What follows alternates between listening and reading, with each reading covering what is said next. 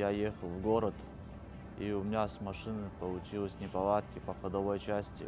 У меня вылетела граната, и меня просто выкинуло в обочину, и я перевернулся и вылетел через заднее лобовое стекло.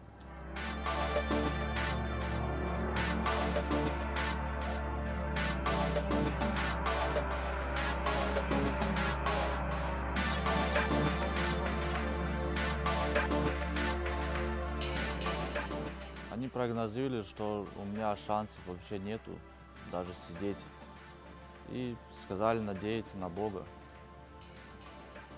Ну, я вот духом не упал, и вот занимаюсь, сейчас сижу, стою, когда хожу с помощью ортезов. Это электрическая коляска, я с ней научился, где-то, можно сказать, с первого дня. Ну, она очень удобная, она поворотливая, едет назад, вперед.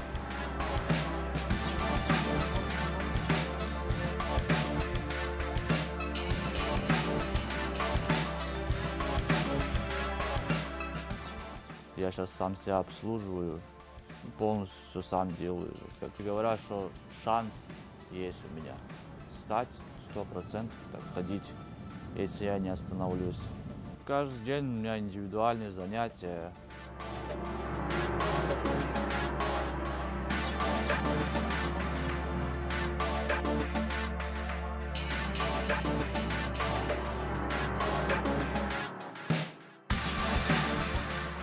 По профессии я пчеловод, и духом сильный, и пчеловод духом не падают.